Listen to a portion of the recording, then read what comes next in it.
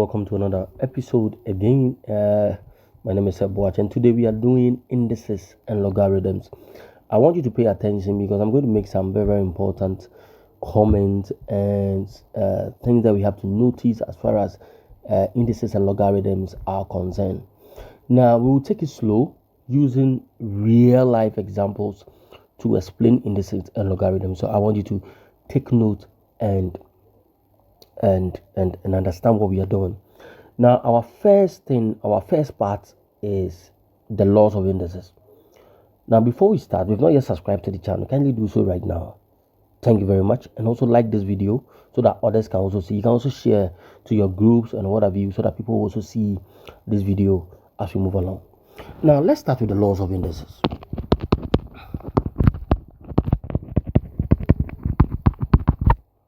Let's start with the laws of indices. That's the first part of this video. Now, I don't want to just write the formulas or the laws, but I want to use practical example, as I said. So let's take a question. So let's say simplify x to the power 3 multiplied by x to the power 5. Now, this is a clear indication of one of the laws of indices. Okay. Now, anytime you have a question whereby the bases are the same, x, and the powers are different, or whatever they are same or different, what we do is that we add the powers to solve it. That's all. So in this case, we are going to get x raised to the power 3 plus 5, and that will give me x to the power 8. That is all. We are done like that. So the rule is saying that in another question, if I have 2 to the power 3 multiplying 2 to the power 7, as far as the bases they are the same, we have 2 here and we have 2 here, they are the same, then the answer will be 2 to the power 3 plus 7. Then that we're going to get 2 to the power what? 10. That's so simple like that. So simple like that. Good. Now, another one I wanted to talk about is the division law. So let's take a question for that. So let's say simplify x to the power 7 over x to the power 2. Now, remember when we were multiplying, we added the powers. So when we are dividing, we will subtract. We will subtract the powers. Good. So what is going to happen is that we are going to get x to the power 7 minus 2, and that will give me x to the power 5. So simple like that.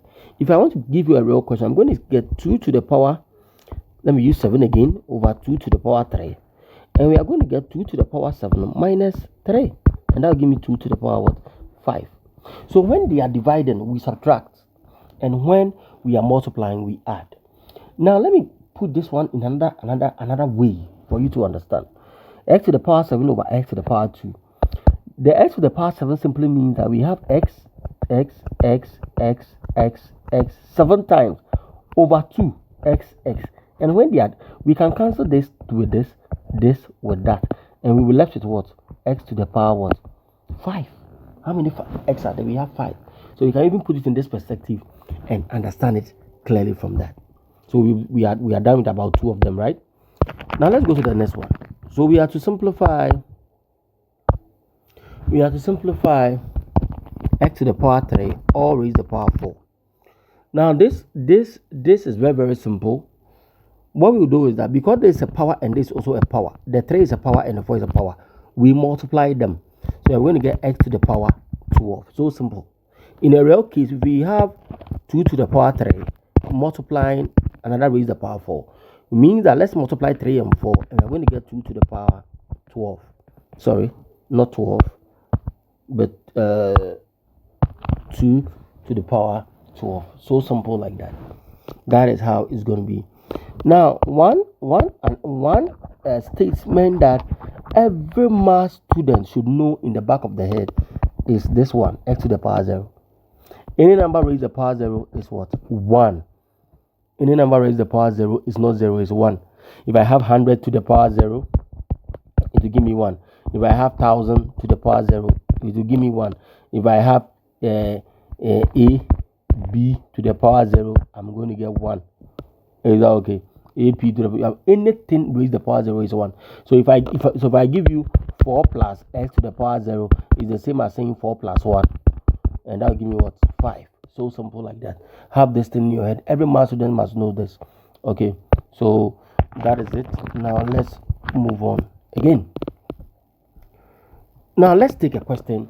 Now that we've noticed, or we've learned a little bit of the rules, let's apply them and see. Now we have 2x to the power 5 plus 3x to the power 2 all over 6x to the power 7.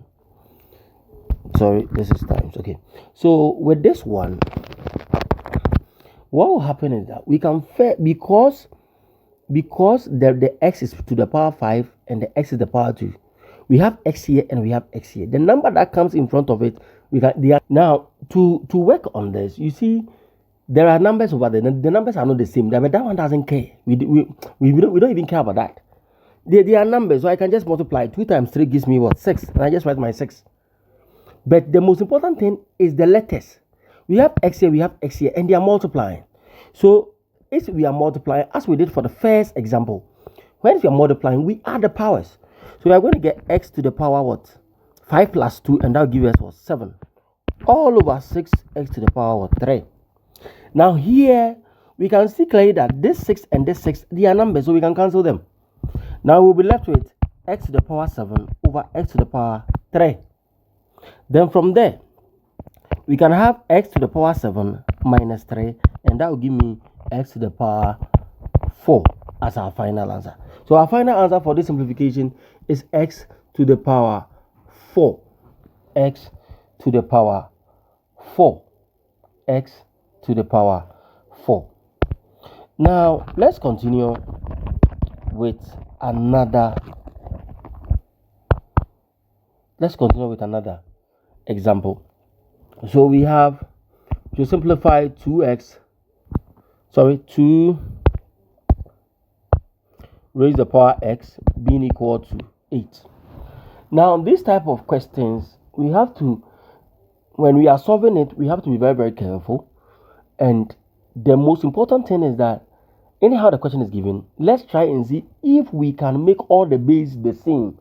If the bases become the same, we just equate the powers and we are done. So now we have 2 raised to the power x. The base is 2. We have another number 8. Can we rewrite the 8 in a form that we will have 2 raised to the power something? Yes, that's 2 raised to the power 3.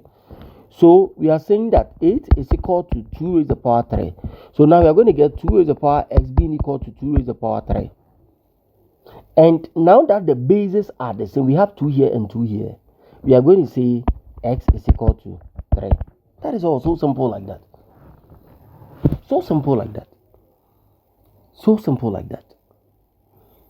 Now the next one we want to look at is also still under the equation of it. So let's look at it. Then we look at logarithms. So let's look at this. We have 3 to the power x plus 1 being equal to 27. As we did for the first one, we said that, is there a number I can write to replace the 8? So let's ask the same question. So we have 3 raised to the power x plus 1. Is there a number that I can rewrite 27 to be maybe 3 raised to the power something? Let's check. So 3 raised to the power 1 is 3. 3 raised to the power 2 is 9. 3 raised to the power 3 is 27. Because 3 times 3 times 3 is 27. So we are going to say 27 is equal to 3 raised to the power 3. Then we are going to equate them. So we're going to get 3 raised to the power x plus 1 being equal to 3 raised to the power 3. After we are done, now that the bases are the same, let's equate the top. So we are going to get x plus 1 being equal to 3. That's the power. Then we send this 1 to the other side. Then we are going to get x is equal to 3 minus 1. Then x will be equal to 2. And 2 is our final answer. 2 is our final answer. So that is that for indices. Now I want us to move straight to logarithms. Logs. Okay. I want us to move to logs. Now, logs are so simple in the extent that if I have a to the power x being equal to b, this statement is simply the same as, or we will say that if we have a raised to the power x equals to b, then we can say that log to the power of the a, b should be equal to the x. This very statement will help us so many ways. So we are having a to the power x being equal to b. So we are saying that then the log of the a, log base a, let me put it like that so that you understand. Log base a b is equal to x. This statement is very, very important. Let's take note of that. Again, a to the power x equal to b can be written as log base a b being equal to x. Now let's take our first example on that, then on logs, and we look at it.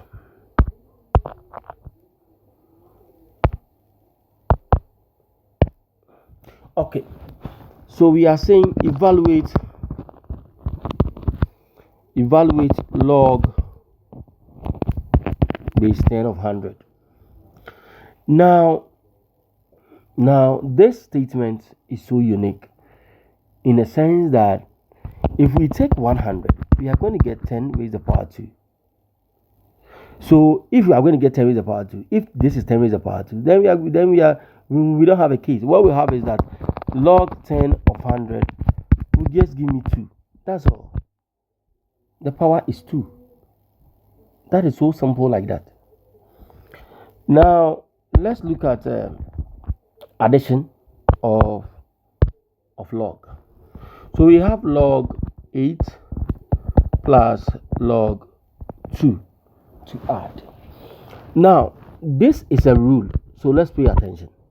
The rule says that if I have log of a plus log of b, we are going to get log ab together. Okay, we are going to get log ab together. Is that okay? So now we have 8, log 8 and log 2. So it means that from there we are going to get because of this we are going to get log 8 times 2. That is what? Log 16. We are going to get log 16. Now if base 2 answer is 4, if base 10, it leaves your answer in logs. Now you see, if we have, okay, I'll take that side.